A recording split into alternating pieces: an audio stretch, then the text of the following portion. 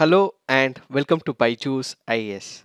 Let's get started and look into our daily quiz. Let's look into the first question.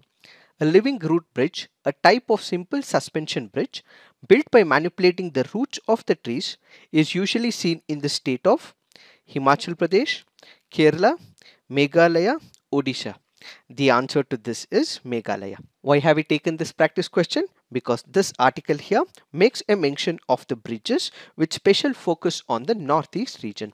From the principles of basic idea of Indian geography, we know that northeast region, especially that of Meghalaya, receives excessive rainfall. Because Meghalaya receives excessive rainfall, the trees in this particular region are also dense as well, which is why it is called as the tropical rainforest. The trees here not only develop the conventional rooting system, but they also develop what is called as the aerial rooting system. So the people in this particular region, to move from one place to another along the streams and the river, make use of the living root bridges. What is this living root bridges? Let's take the example of one of the trees. One of the trees that we have in this particular region happens to be the Indian rubber tree. This Indian rubber tree also develops aerial root system. So people use this root system to move across this particular region from one part into another. So kindly remember, these are nothing but the aerial roots. They are alive, they are still growing as well. The bridges actually gain strength over a period of time, and these are nothing but the traditional tribal knowledge which has been made use of, where they are handmade, where they are picked by the people, and they are grown in a traditional way so that this can be used as bridges. So kindly remember, the living root bridges is one of the unique ideas developed by the tribal people in the region of Meghalaya. Now let's look into the next practice question. Which of the following are the primary sources of vegetable oils in India? Cottonseed, groundnut, rice bran, soybean, sunflower. The answer to this is 2, 4 and 5 only. Why have we taken this practice question? Because this article here makes a mention of oil seeds.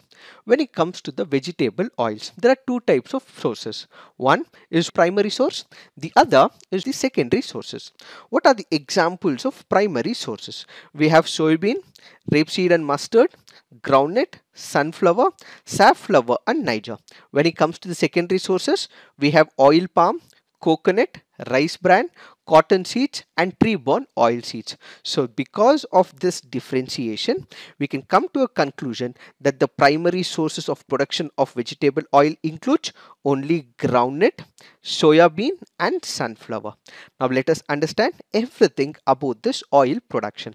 When it comes to India, we know for the fact that traditionally in the 1970s, what we had is a problem when it comes to the productivity of agriculture. So what did India initiate? India initiated what is called as the agricultural revolution or the green revolution. After this, the yield of the agricultural crops increased, but with time we also started receiving problems from the farmers that is to do with the edible oil as well.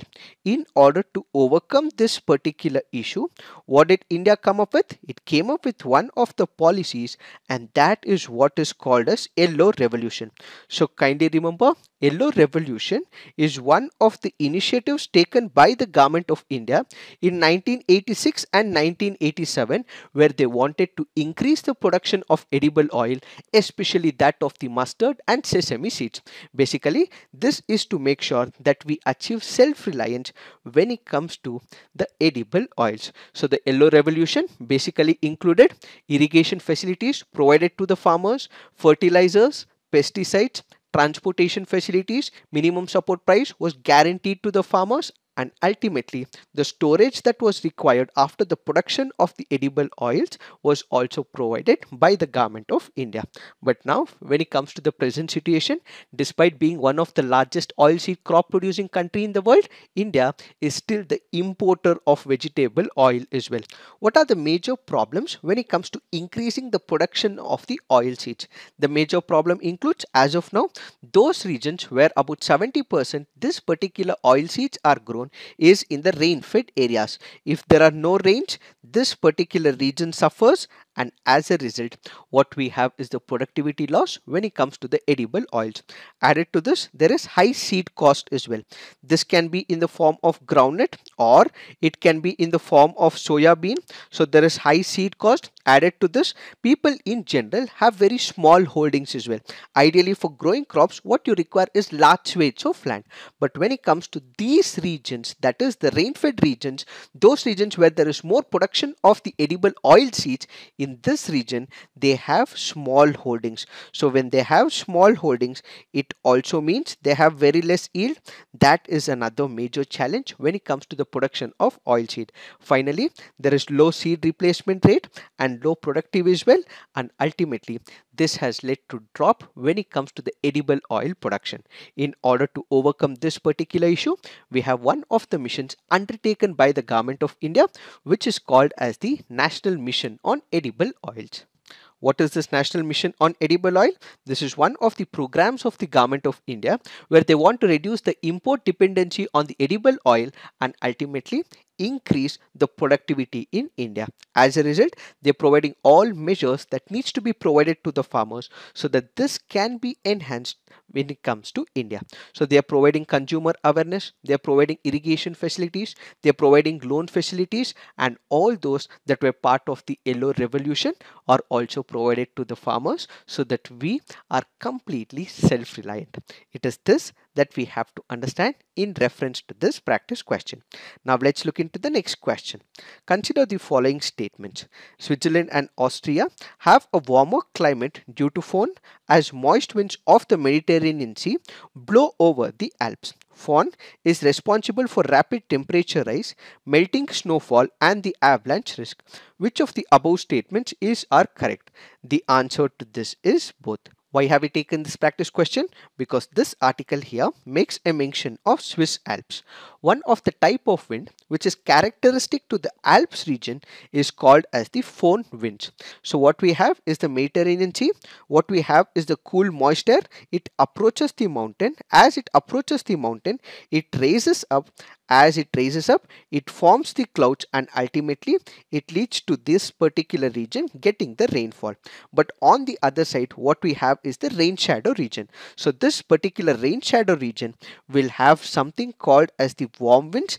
This warm wind is what is called as the Föhn winds. So the Föhn winds are nothing but the warm dry winds that we see in and around the Alps region. Apart from this, we also have to remember some of the warm winds in a region and the cold winds in a region as well. What are some of the examples? We have the Chinook, which is nothing but the hot dry wind. Where do we see? The Rockies mountain. The Föhn, which is seen as a hot dry wind. Where? In the Alps. The Khamsin, which is the hot dry wind. Where do we see it? In Egypt. Similarly, we have the Mistral, the Punas, the Blizzard, which are all the cold winds found in the Alps in the France, the western side of Andes mountain and the tundra region. So UPSC can ask you which of these winds are warm winds, which of these are cold winds. So you should be in a position to answer them. When we look into this article, it says that climate change will be introducing changes in this region. How? There will be more glacier melting and the water from these glaciers will ultimately enter the lakes, which means more lakes would be present in and around the Alps, says this article. Now let's look into the next practice question. Twin deficit is a condition where a nation has both current account deficit and fiscal deficit, current account deficit and revenue deficit, primary deficit and revenue deficit, fiscal deficit and hyperinflation. So the answer to this is current account deficit and fiscal deficit. Why have we taken this practice question? Because this article here makes a mention of fiscal deficit. So according to the Chief Economic Advisor to India, as of now, we have high inflation and at the same time, we also have the fiscal deficit as well. In spite of it, we will have the growth in the near future and India will accomplish its growth factors, says the Chief Economic Advisor. More about this will be discussed on our economy this week. Now let's look into the next practice question. With reference to a grouping of countries known as BRICS, consider the following statements. The first summit of BRICS was held in Rio de Janeiro in 2009. South Africa was the last to join the BRICS grouping. Which of the statements given above is or correct? The answer to this is 2 only. Why? The first statement is wrong because the first summit of BRICS was not held in Rio de Janeiro, but instead it was held in Yekaterinburg in Russia in 2009. Because it was held in Russia, the first statement is wrong and the second statement is right. The answer would be 2 only. This happens to be a previous year question from the year 2014. Now let's look into the fact of the day. The fact of the day for today's discussion is Inequality Report of 2021. This was recently unveiled by Oxfam. What is this? This happens to be a confederation of about 20 independent charitable organizations. They've all come together and their basic objective is to reduce the impact of poverty world over.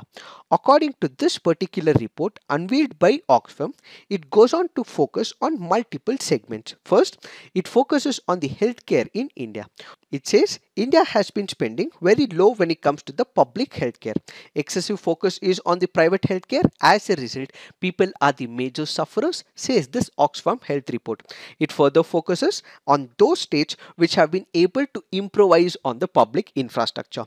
There are some states in India, like in Kerala, where they have spent hugely on the public infrastructure, because of which they were able to mitigate the impact of COVID-19. So those states which were able to pump in more money, add more money, develop infrastructure for the public healthcare, they were able to see minimum impact of the COVID-19, but other states suffered during the COVID-19, says this particular article according to the healthcare. It further goes on to say that when it comes to the healthcare in India, it says that the general category is better than the SC/STs, Hindus are better than the Muslims, the rich are better off than the poor, the men are better than the women, and the urban population is better off than the rural population. So kindly remember this. It can be used in the essays as well as in the mains answer writing. The report further speaks about the female literacy. It says that it has improved over all the social groups, but then SC/ST women still lag behind the general category by approximately 18.6% to 27.9%.